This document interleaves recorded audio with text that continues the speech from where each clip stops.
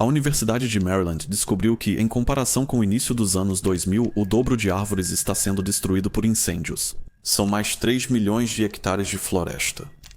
Isso equivale a uma área do tamanho da Bélgica, cerca de 16 campos de futebol por minuto. Em 2021, a situação foi grave. Perdemos 9,3 milhões de hectares de cobertura arbórea. Em 2019, incêndios intensos e prolongados atingiram até o Círculo Polar Ártico, incluindo Sibéria, Alasca, Groenlândia e Canadá.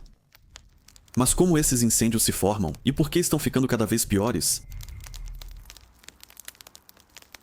Lembram do inferno em Los Angeles? Só depois de semanas o fogo pôde ser controlado. Por maior que tenha sido o incêndio, muita gente começou a ter algumas dúvidas, como em 2023 na tragédia do incêndio no Havaí.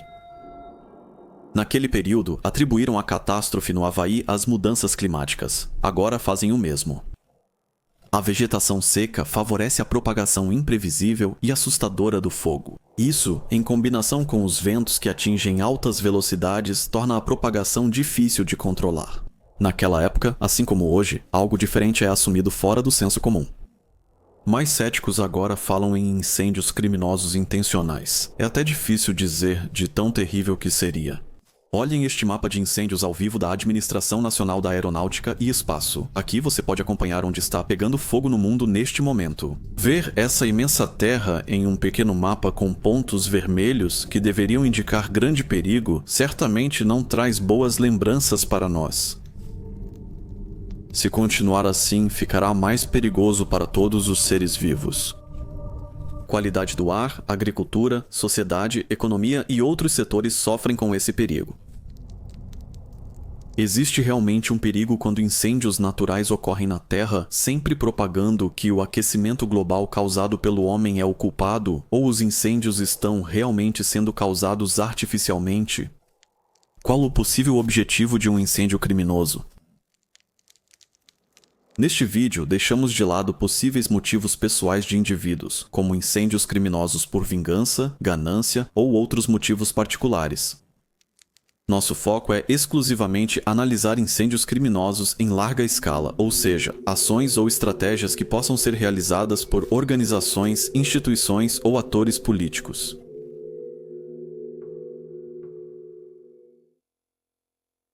Em 2023, em alguns círculos, os incêndios no Havaí foram vistos como pretexto para transformar radicalmente a ilha em uma cidade inteligente operada por inteligência artificial. Casas antigas teriam que desaparecer para dar início a uma modernização. As provas disso seriam conferências de tecnologia evidentes. Conferências assim, concessões como cidades e comunidades inteligentes e conectadas, de fato ocorreram. Porém, na época, a discussão não progrediu. Na mídia, muita coisa pode ser exagerada e causar pânico. Por outro lado, é possível acessar gravações privadas e conversas telefônicas. Há alta tecnologia para expor as pessoas, mas nunca fica claro o que realmente causa os incêndios.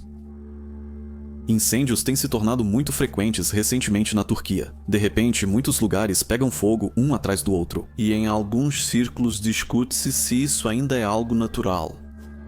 Existe no site oficial da CIA um documento de 1959 chamado Controle do Clima Soviético, que afirma que a União Soviética conduzia programas de pesquisa sérios e coordenados para o controle do clima.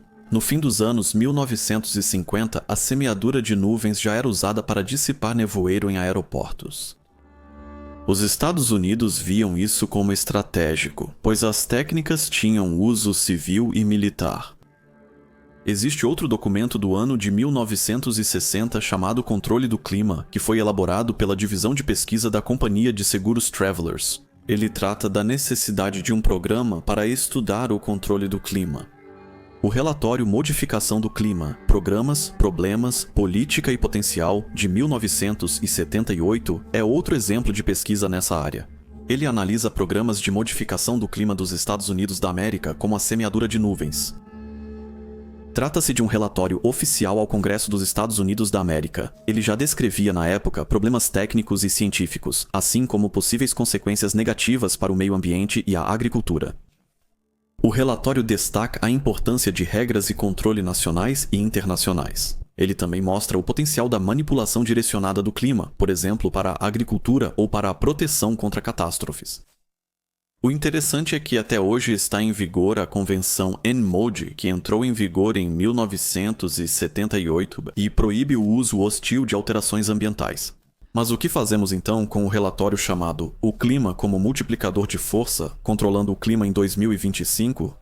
Do ano de 1996, pela Força Aérea dos Estados Unidos, como parte do projeto Air Force 2025, que é um documento conceitual futurista que trata do uso militar de técnicas de modificação do clima no ano de 2025.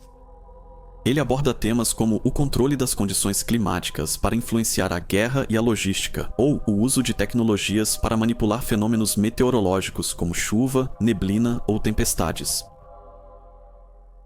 É preciso digerir tudo isso. Mas existem indícios mais claros de que incêndios florestais estão sendo causados de propósito? Aqui temos um relatório oficial chamado Incêndio Florestal como Arma Militar, da Advanced Research Projects Agency, de 1970 para as agências governamentais dos Estados Unidos da América. Lá é mencionado que esses incêndios, antes de uma guerra iminente, podem servir bem como arma militar, porque as florestas, entre outras coisas, são usadas militarmente. Portanto, não deve ser visto apenas como uma ameaça puramente climática, mas também pode ser diretamente uma tática em uma guerra. Em 1987, o Departamento de Agricultura dos Estados Unidos da América criou um dispositivo de ignição a laser para iniciar incêndios controlados em florestas. O dispositivo usava um laser de dióxido de carbono, 2 de kW, para gerar pontos de calor e inflamar materiais de incêndio florestal, como resíduos pós-colheita de madeira. Isso foi há mais de 35 anos. Em que estágio estamos agora? Reflitam sobre isso, uma técnica para provocar incêndios de forma controlada e direcionada. Em 2014, a Administração Nacional da Aeronáutica e Espaço lançou o Sistema de Monitoramento de Carbono, programa para acompanhar os estoques de carbono nas florestas. O objetivo era obter dados precisos sobre o armazenamento de carbono nas florestas, aprimorar modelos climáticos e entender melhor os impactos do desmatamento e das mudanças climáticas. Em 2018, a Administração Nacional da Aeronáutica e Espaço publicou esse mapa abrangente de incêndios, que documentou as atividades de queimadas em todo o mundo. A visualização revelou aumento de incêndios em diversas regiões, como Califórnia, Escandinávia, Japão e Coreia do Sul. E, por fim, a Administração Nacional da Aeronáutica e Espaço possui uma patente desde a década de 1980 para o chamado Long Gain Length Solar Pumped Box Laser.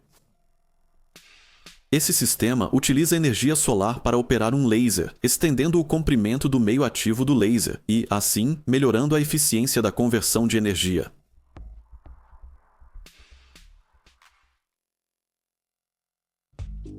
Todos esses fatos não têm a intenção de difamar ninguém. É apenas para deixar claro que já deveríamos estar discutindo essas possibilidades há muito tempo. Essa tecnologia para ataques sutis já existe há tempos. A guerra híbrida não é um conceito novo, e nem mencionamos as luzes azuis vistas durante os incêndios.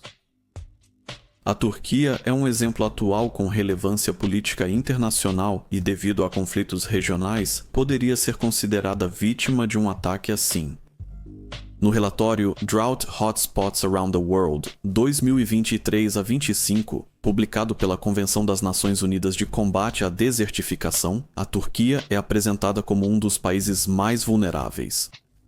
Segundo isso, 88% do território turco pode enfrentar desertificação e, em 2030, haverá escassez de água. Alguns analistas discordam e creem que, em condições normais, o país não chegaria a isso tão rápido. Hoje em dia, precisamos diferenciar desastres naturais de instrumentos de guerra devido à guerra híbrida.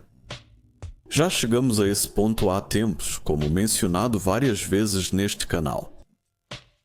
É notável essa capa da revista Time, que, assim como a The Economist, frequentemente cria capas controversas.